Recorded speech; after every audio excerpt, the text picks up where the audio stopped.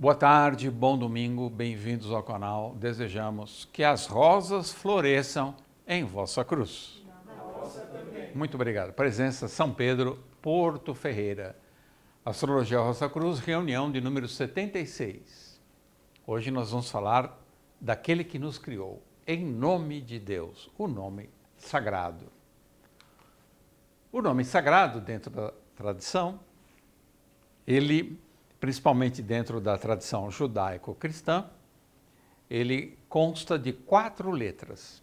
Obviamente, essas 4 letras também têm a ver com os éteres. Mas não vamos falar disso no momento. Deus, quando a gente pensa nisso, né, sem saber do que se trata, na verdade, porque não existe coisa mais abstrata e, ao mesmo tempo, mais concreta que Deus. Deus é o uno, é o absoluto. E para se manifestar, para que a gente exista, ele precisa se desdobrar em partes, na relativa multiplicidade, na biodiversidade, na fauna, na flora, em todas as formas de vida, visíveis e invisíveis. O nome sagrado dentro da tradição judaica é Yod, He, Vav, He. Lembremos que em hebraico nós escrevemos da direita para a esquerda. Yod, Re, Vav, Re.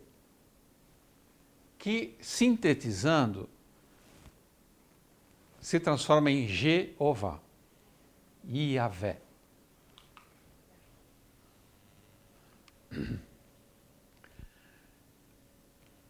Nós vamos trabalhar um pouquinho essa ideia. Vamos desdobrar, tal como Deus faz, se desdobrar, se sacrificar, renunciar a si mesmo, para que nós possamos existir. O Anônimo, no livro Meditações sobre os 22 arcanos do tarô, os 4 primeiros arcanos, o arcano número 1, o mago, o número 2, a sacerdotisa, o número 3, a imperatriz, e o número 4, o imperador, ele associa ao nome sagrado. Vale a pena estudar, que é magnífica a interpretação dele. Mas, os 2 reis, que curiosamente, por que existem 2 reis? Os 2 reis, eles se referem à manifestação, à existência, à possibilidade de existir. Então, o espírito, quando ele vem para a existência, estar, significa justamente isso. É você ser fora daquilo que você é naturalmente. Existir é muito parecido com experimentar. A palavra experimentar, eu vou dar uma aula para vocês porque eu sou o mestre. Experimentar, olha que lindo, hein? Ex é fora. Perímetro. Experimentar é ir fora do perímetro daquilo que você conhece. É topar uma coisa nova, cheia de surpresas, medos e inseguranças. Deus, quando se manifesta, ele também experimenta. Nós somos uma experiência de Deus. Nós abordamos esse tema no filme de Yorgos Lanthimos, Pobres Criaturas, o laboratório do Dr. Godwin. Então, quando vamos para o campo da experiência, da manifestação, entramos na dualidade, cujo símbolo melhor se estampa no sinal do tal. O símbolo do tal mostra essa perfeição. Por quê? Porque apesar de contrários, eles continuam sendo os mesmos. Dentro do escuro existe o claro, e dentro do claro existe o escuro. Dentro da matéria existe a não matéria, e assim por diante. Então, esse encontro e comunhão de contrários é maravilhoso, e é assim que o universo se mantém equilibrado. É com essa tensão bipolar. Então, a consciência humana está entranhada no dualismo, Re, do nome sagrado, que tem tudo a ver com o signo de Gêmeos, é claro, que é o signo mais dual do zodíaco, juntamente com o signo de Libra e o signo de Aquário. O símbolo desses signos são duais, eles são reflexos de si mesmos. A tensão entre polos opostos e recíprocos mantém o universo vivo e gera movimento, porque gera diferença de potencial elétrico. Diferença de potencial elétrico gera corrente. Corrente é vida pura, é seiva. Yod He Vav He pode ser desenhado dessa maneira, sugerindo até o sinal da cruz. Yod Vav é a nossa verticalidade espiritual. Os Res é o plano da manifestação, dos contrários. A sexualidade, o dia e a noite, assim por diante. A vida e a morte. Então nós estamos encarnados nessa cruz. Nós temos uma essência, mas vivemos, somos obrigados ou até condenados a viver na substância, né? A vida na materialidade, na fisicalidade. A dualidade, a separatividade, a polarização e o diabolismo, como estamos falando, ou o satanismo, que é onde eu encontro o meu adversário, que na medida que eu evoluo, eu vou descobrindo que o adversário que eu mais odeio sou sempre eu mesmo. Só que eu demoro para descobrir isso, infelizmente. No eixo horizontal, Áries-Libra, tropeçamos em armadilhas e emboscadas. Então, o eixo horizontal do nosso tema natal, do nosso mapa astral, é o eixo do sofrimento. Na próxima reunião, nós vamos falar bastante sobre a questão do sofrimento. Por que existe esse elemento, esse ingrediente dentro da evolução humana? Qual é o papel do sofrimento? Vamos abordar muito esse tema. E na vertical, Yod, Vav, nós temos o crescimento. Quem aborda isso maravilhosamente também é a Niki de Sozanelli, na sua obra fabulosa, majestosa, O Simbolismo do Corpo Humano. Por favor, leiam, estudem essa obra maravilhosa. A Niki de Sozanelli. No eixo horizontal, somos encurralados pelas sombras projetadas pelo ego, que Platão é quase que um deus, né? Todo estudante sério sabe que Platão é um João Batista, preparou a vinda do Cristo do ponto de vista filosófico. Ele já começou a explicar o que é o reino espiritual, o plano das ideias e o plano da coisificação, da cópia, do embuste, do engano, do simulacro, que é o mundo que a gente vive. Então, na alegoria da caverna, Platão dá uma aula sobre a ideia de que nós tomamos a sombra, a projeção pela realidade. E vivemos em função disso, é uma loucura. No filme Matrix, principalmente no Matrix 1, o Morfeu também explica isso para o Neo. Ele não fala sobre Platão, a alegoria da caverna, mas fala sobre simulação, que é a mesma coisa. No eixo horizontal, hesitamos entre o sim e o não. No eixo horizontal, somos anticristo.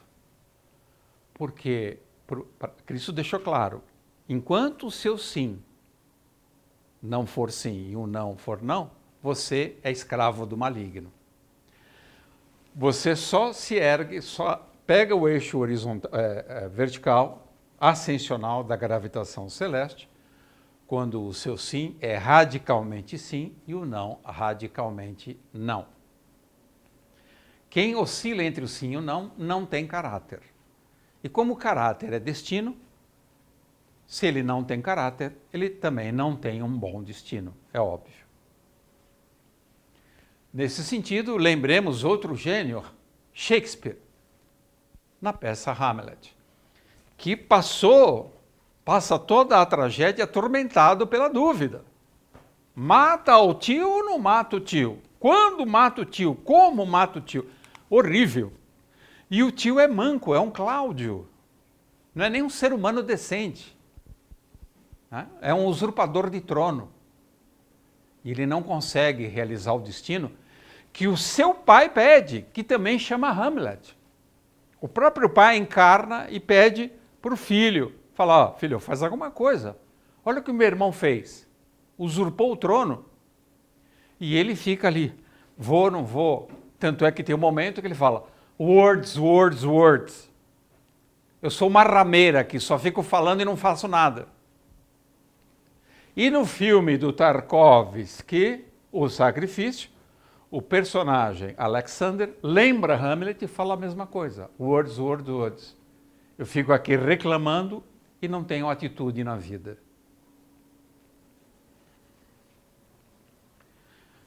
Então, Cláudio, as decisões evidenciam-se estrábicas, vesgas e claudicantes, mancas, desorientadas, desnorteadas. A ação fica acompanhada de empecilhos e colisões no eixo horizontal. E eu vou me sentindo frustrado e infeliz, como se alguma coisa me perseguisse.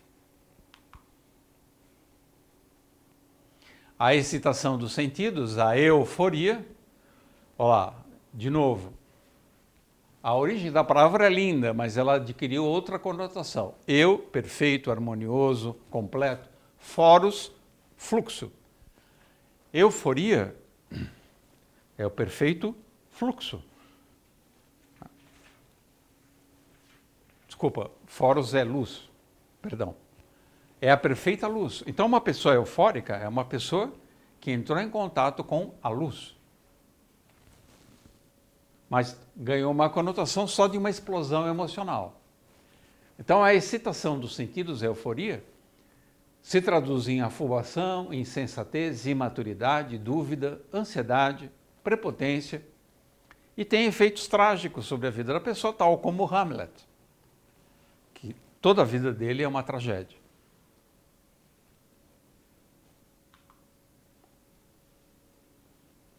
Na horizontal, a alma dilacera-se entre frustrações do passado e expectativas do futuro e não tem presença. Dilacerado é isso, né?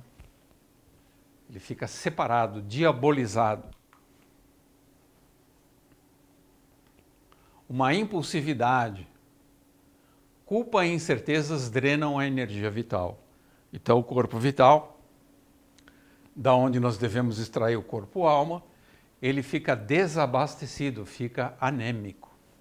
Trabalhamos contra a nossa evolução. Na prisão horizontal, o presente adoece. Hoje, praticamente todo ser humano tem uma vida doente, um presente adoecido, seja físico, emocional ou mentalmente. Então, apenas sobrevivemos. Sobrevivemos impregnados de receios, males e sofrimentos. Que desastre! Mas o ascendente, como nós já estamos mencionando faz tempo, é o eremita. Nós temos que estudar o arcano número 9, o eremita, que tem a luz, o cajado e o manto. O olhar trino. Ele olha em 3 dimensões. Na profundidade, na largura e na altura. Profundidade, Vav. Largura, Re. Altura, Yod.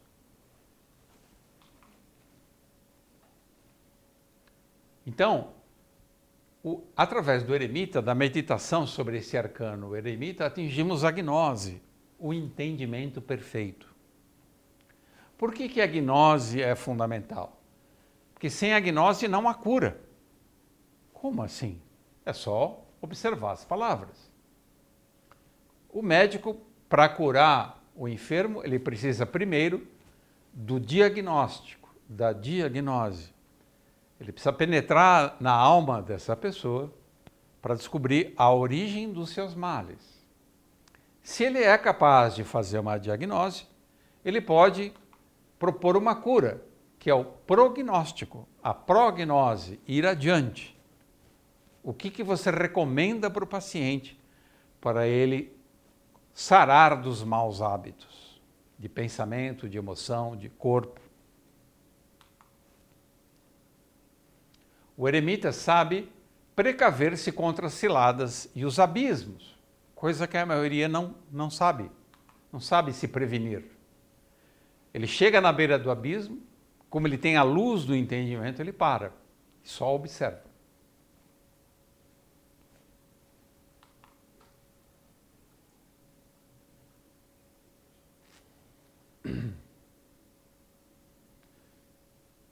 Então ele tem entendimento e esclarecimento promovidos por Mercúrio. A lâmpada, como nós já dissemos várias vezes, é Mercúrio.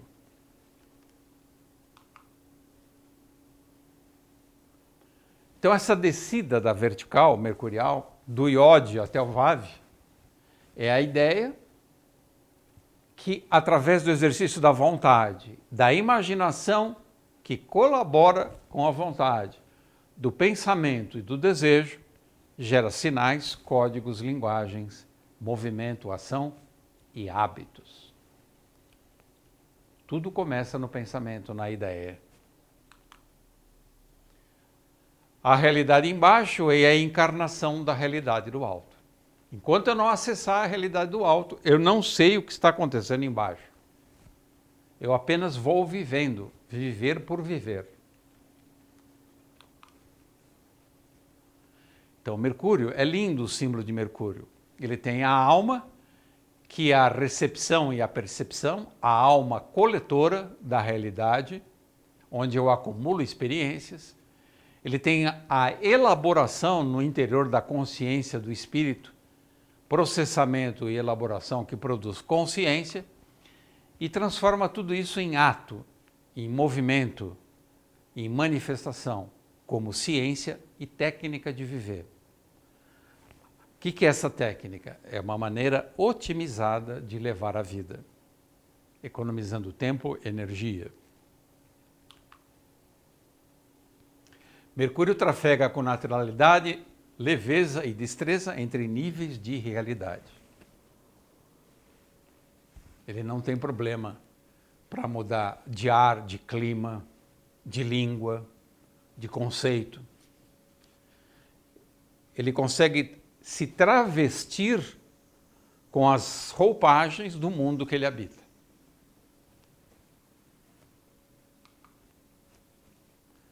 Mercúrio é o porta-voz dos deuses, é a ponte, o pontífice entre o céu e a terra. Ele expressa a unidade no reino da diversidade e religa a dualidade, devolvendo-a à unidade. Então Deus, o Uno, se manifestou se separando, se bifurcando.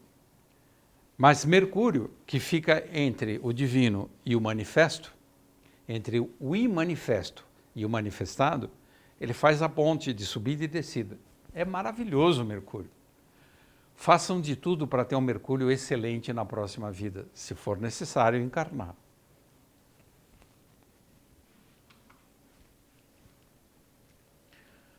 Então, essa dupla coluna horizontal e a coluna vertical, é onde impera Mercúrio, o principal planeta do ponto de vista espiritual. Sem Mercúrio, você não sai do lugar. Você acha que está fazendo alguma coisa, mas você continua escravo do eterno retorno.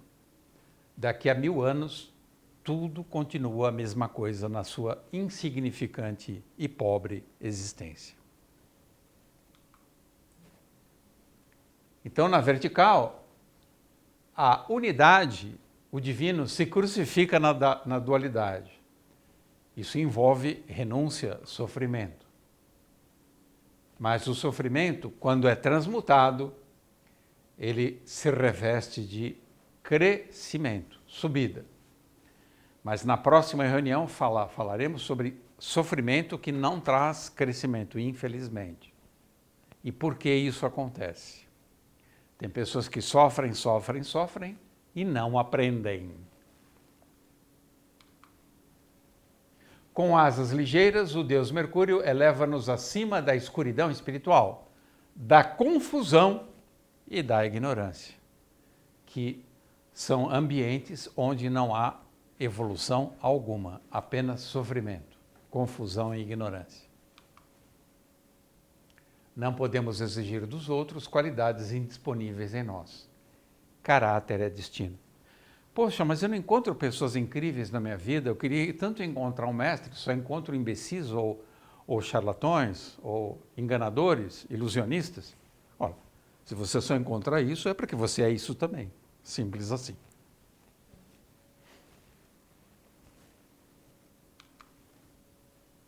Com o método e disciplina, Mercúrio auxilia a refinar o caráter. Aprendemos a ver o divino refletindo em tudo e todos.